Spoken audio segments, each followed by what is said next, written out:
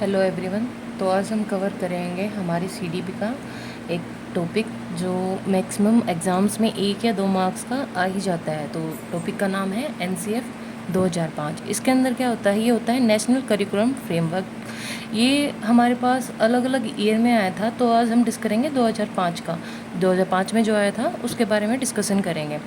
तो इसमें क्या था, ये एक तरीके से गाइडलाइन डॉक्यूमेंट होता है जिसके अंदर हम हमारी स्कूल की एजुकेशन में जो जो चेंज होते हैं या जो जो चेंज लेके आने होते हैं उनको हम नोट करते हैं और उनको स्कूल में अप्लाई करते हैं। इसके अंदर क्या था कि बच्चों को सिर्फ रट्टा नहीं समझाकर सिखाना है।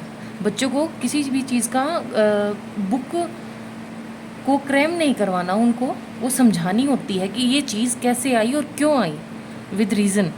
इसका मेन कंसेप्ट था लर्निंग विदाउट बर्डन, कि हमें बच्चे पे किसी भी प्रकार का बर्डन नहीं देना है। अगर कई एक बच्चा कोई चीज़ को सीखने में टाइम लगा रहा है और टीचर उसके ऊपर प्रेशर कर रहा है, तो टीचर को वो प्रेशराइजेशन को छोड़कर एक अलग मेथड अपनाना चाहिए टीचर को, बच्चे को वो चीज़ समझाने के लिए।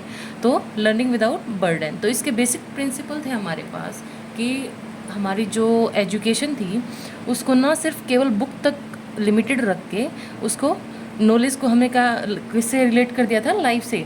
कि जो हमारी बेसिक एजुकेशन थी उसको हमने लाइफ से रिलेटेड कर दिया था, ना केवल हमें कोई चीज़ें क्रैम नहीं करनी होती थी। इसके अंदर क्या कहा गया था कि हमें क्रैमिंग मेथड को छोड़ के अंडरस्टैंडिंग पे ज़्यादा ध्यान देना होगा।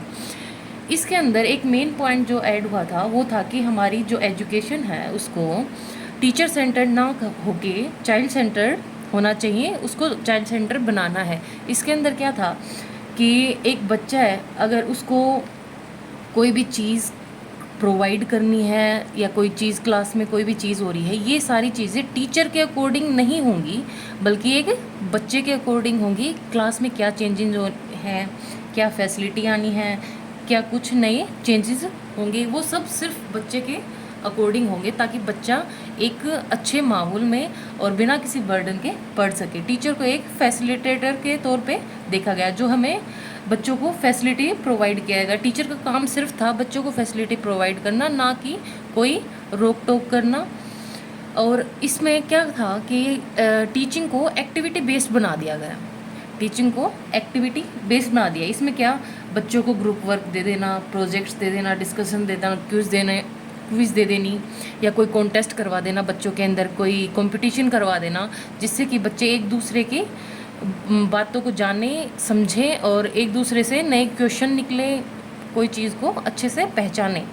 तो इसके अंदर इवेल्युएशन के अंदर इसके अंदर क्या हुआ था कि इसमें केवल हमें सिर्फ टेस्ट के मार्क्स के ऊपर कितनी परसेंटेज आई बच्चे की, इसके ऊपर ना ध्यान दे के बच्चे की क्लास में ऑब्जर्वेशन देखनी पड़ती थी कि बच्चा क्लास में किस तरीके से परफॉर्म कर रहा है, या फिर किस तरीके से हम जब भी क्वेश्चन क्लास में पूछते हैं वो किस तरीके से रिस्पॉन्स करता है। हम कोई भी प्रोजेक्ट देते हैं तो वो उसके अंदर किस तरीके से पार्टिसिपेट करता है, वो सारी चीज़ें इंक्लूड करनी होती, ना कि केवल परसेंटेज मार्क्स पे ध्यान देना होता।